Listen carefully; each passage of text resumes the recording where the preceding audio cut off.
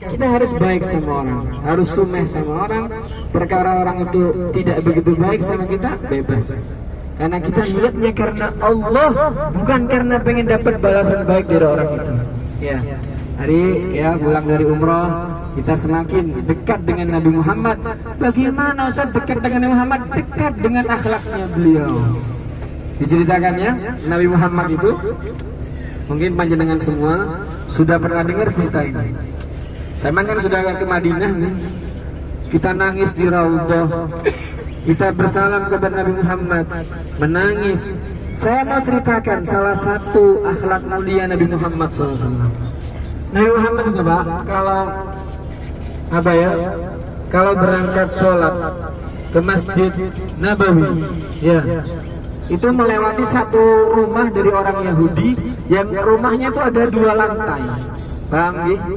Kalau saya masuk Madinah, perhatian, itu ada tulisan Pak di tiang itu yang dekatnya Raudhah tuh, Haddu Masjidin Nabi, batas asli dari masjidnya Nabi Muhammad SAW. Cuma sedikit Pak, Raudhah sampingnya dikit, tulisannya hijau di tiang itu.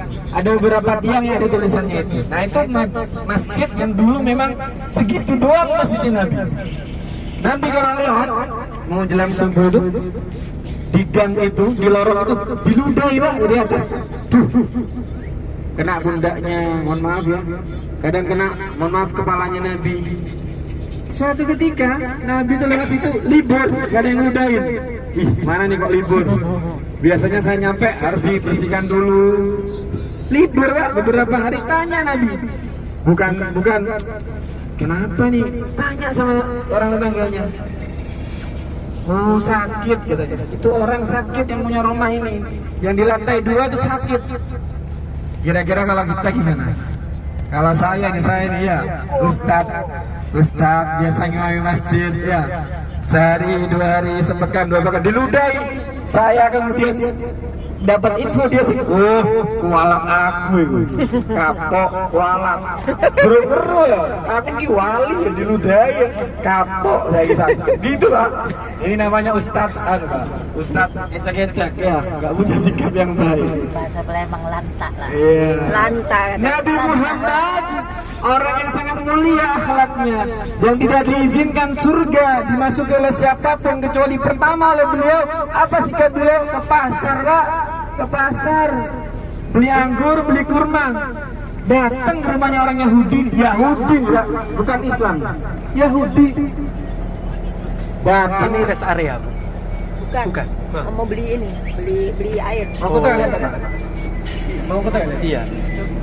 Ada nggak? Kalau nggak ada ya. Coba susul tas bilang.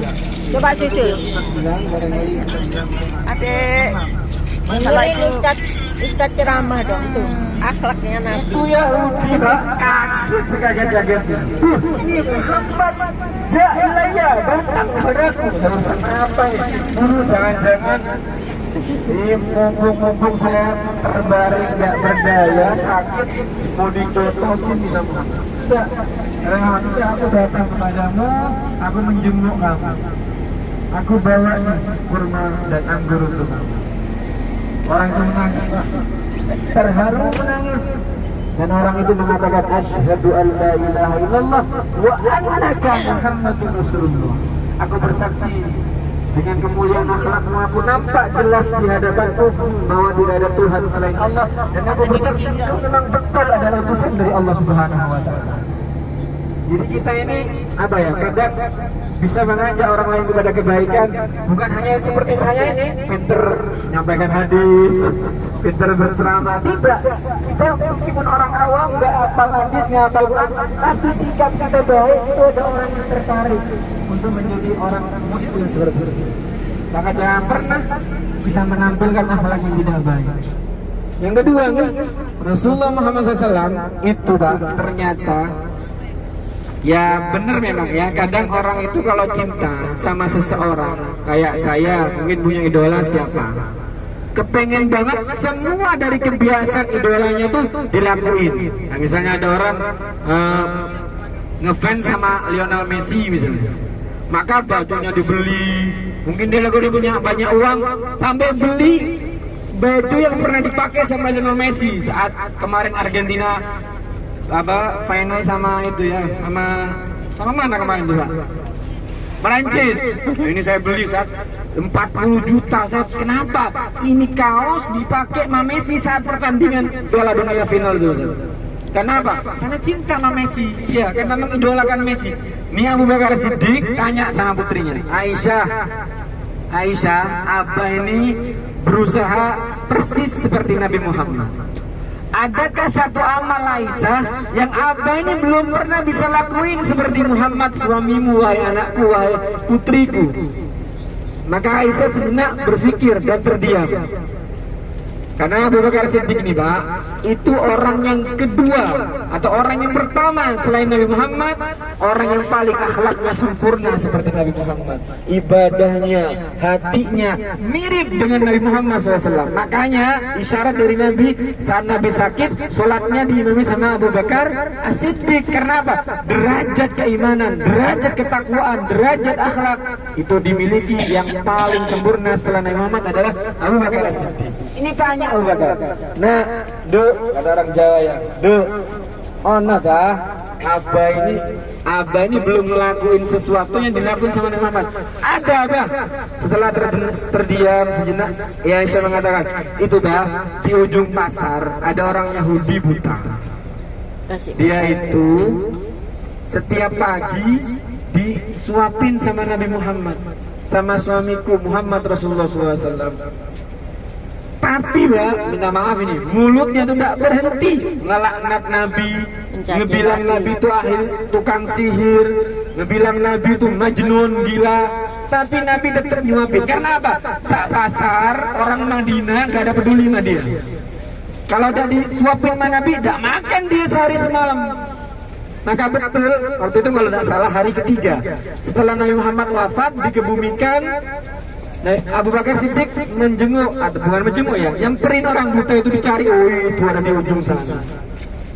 Maka kata orang sama ini, orang buta ini ketika mendekat, dia, ya Habibi. Namanya kan kalau ke pasar atau taksi-taksi itu bilangnya Habibi ya. Ya Habibi, ya Habibi, gitu Arab biasa kayak gitu ya. Wahai kekasihku. Kata orang buta ini, ya Habibi ja'ilayya. Wahai kekasihku, kamu datang ya sama aku ya. 3 hari kamu nggak datang. Berapa lama kamu udah nyuapin aku? Diam aja Abu Bakar. Berusaha tidak bersuara, khawatir dia mengenali bahwa dirinya bukan Nabi Muhammad SAW. Disuapi sama Abu Bakar. 1-2 suapan. Ternyata orang ini Pak keluar dari mulutnya. Kau nggak tahu tak? Ada lagi viral nih. Nggak tahu kok, diam tahu Bang. Ada orang manusia biasa ngaku utusan, ngaku rasul. Nah, dia mah orang gila gitu bilang dia. Dia mah tukang sihir. Ini Abu Bakar Pak gemeter tangannya. Karena apa? Nggak terima Nabi Muhammad yang dia cintai dibilang gila, dibilang tukang sihir, dibilang orang yang nggak bener, nggak terima. Secara spontan, wajar, manusiawi, akhirnya berubah.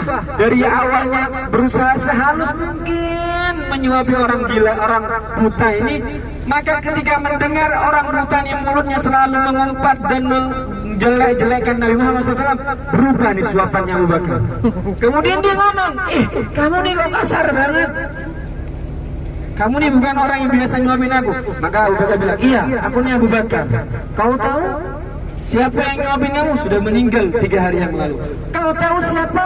Itu adalah Muhammad SAW yang setiap hari datang kepadamu bawa makanan, yang setiap saat dia menyuapi kamu mencacinya, dibilang majnun, dibilang gila, dibilang sahir, orang tukang sihir, dibilang orang tidak benar, tapi beliau menyuapi kamu dengan penuh kasih sayang, dengan kelembutan. Orang yang menangis Pak, menangis, dan dia lama dibiarkan sama Abu Bakar Siddiq. Ketika sudah mulai terisak-isak berhenti nangisnya, dia mengatakan asyhadu an la ilaha illallah wa anna Muhammadan Rasulullah SAW.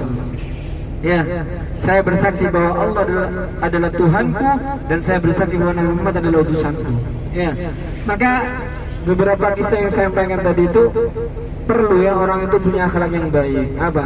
Agar orang-orang di sekitarnya itu menjadi baik pula seperti dirinya. atau minimal mengenal Nabi Muhammad dari dirinya, atau minimal mengenal ini loh Muslim tuh gini, gitu. Ya, Muslim tuh gini, mukmin tuh begini, akhlaknya baik, sikapnya baik. Nah, kita berharap kepada Allah Subhanahu wa taala keberkahan kita tawaf di Ka'bah, keberkahan kita sa'i antara Safa dan Marwah masuk ke hati kita, sehingga hati kita pulang menjadi hati yang lembut dan memancarkan akhlak-akhlak mulia Nabi Muhammad sallallahu alaihi wasallam. Ustaz, barakah itu apa Ustaz? Barakah itu Pak, namanya ziyadatul khair. Ya. Apa tandanya Ustaz umroh saya barokah? Kalau barokah umrohnya, kalau barokah ziarah Nabi Muhammad, pulang tambah jadi baik.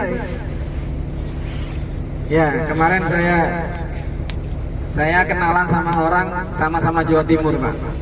Sama-sama di lantai R tuh di Hotel Mekah itu lagi ngaduk teh. Dia bilang sama temennya, kurang gula nih. Kayak ini kurang lengkap Mas. Kalau orang Surabaya bilang, cuk kurang gula nih cuk, gak iso ngomong cuk tanding gini. Tak bilang gitu, gak iso Mas, iki Mekah Mas. Iya, masih muda ya, lebih muda daripada saya. Gak iso metu cuk nih, gak iso gimana Mekah Pak. Semoga pulang ya omongan-omongan yang biasa kita omongkan dari omongan yang kasar ya, kita mulai jijik untuk mengucapkannya ya, yang nggak perlu jangan diucapkan ya. Ibu-ibu terutamanya ya, tahan Bu, tak kasih informasi nih Bu, ghibah itu Bu dosa besar ya. Daripada dosa besar salah satunya adalah ghibah. Jadi kalau ada ibu bilang alhamdulillah Ustadz saya mah gak pernah ngelakuin dosa besar, zina gak pernah, mohon maaf ya, selingkuh gak pernah, minum homer gak pernah, ini itu gak pernah, tapi rajin ghibah, sama aja Bu. Ghibah itu dosa besar, dan dosa besarnya ke atas sama ke samping ya, ke atas kepada Allah, ke samping kepada seorang yang ada di sekitarnya. Maka ada bagi bain orang, kita ini tidak pernah diminta pertanggungjawaban untuk maksiat dan keburukan orang lain, tapi kita hanya diminta pertanggungjawaban akan maksiat dan keburukan yang kita lakukan atau dilakukan oleh anak dan istri kita. Sebagai suami bagaimana tanggung jawabnya? Maka ada apa sih Bu ghibah orang lain ya? Bukti mungkin barangkali umrahnya gobul, umrahnya barokah, mulai jijik tuh ngomongin orang ya. Kayak di Madinah tuh Bu ya, biasanya saya dengar ibu-ibu ada orang begitu, kamu jangan ghibah, ini Madinah kualat. Coba nanti itu diterapkan di Indonesia, di kotanya, di kampungnya. Kalau mau ghibah ingat, saya baru pulang umroh, saya kemarin nangis-nangis di Ka'bah, saya kemarin nangis-nangis di Raudhah. Masa iya saya mau gibahin orang? Masa iya saya mau berbuat dosa lagi? Kemarin saya nangis minta ampun sama Allah. Maka kalau pertanyaannya barokahkah umroh kita? Coba ya kita hindari hal-hal yang negatif dari semua yang biasa kita lakukan, dari mulai ghibah ya, mungkin mesu, ringan ngomong kotor ya, kita hindari itu semuanya dan kita tingkatkan akhlak mulia kepada orang-orang sekitar kita. Kita banyak bersilaturahim kepada saudara-saudara kita.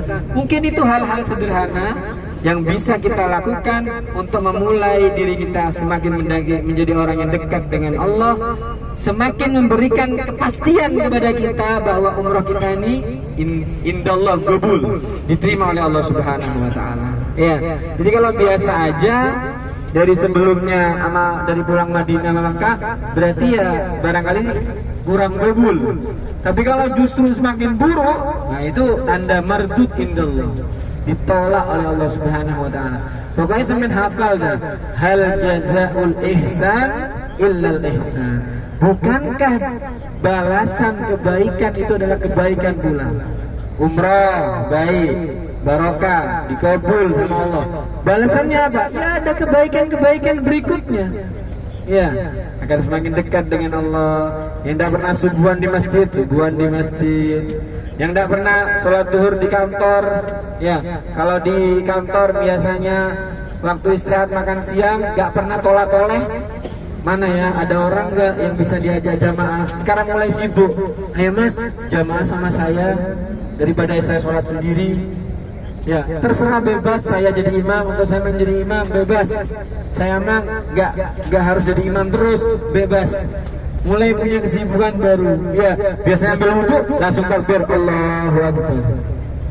Sekarang enggak, boleh sibuk. Ayo mas, sholat sama saya. Ya, kalau saya, mohon maaf ya, saya ini ya mungkin ada beberapa yang di sini menjadi atasan dari anak buah yang di bawahnya.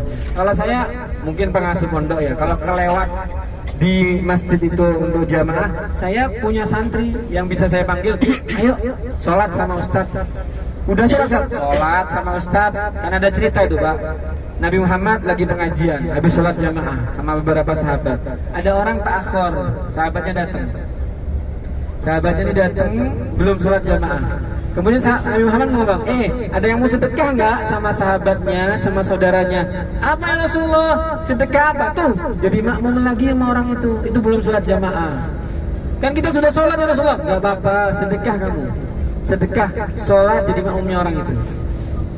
Maka mungkin hal sederhana, kita mulai sibuk cari makmum saat siang istirahat di musola kantor, di masjid kantor, itu menjadi pertanda bahwa gobul umrah kita, makbulah umrah kita, mabrurah umrah kita.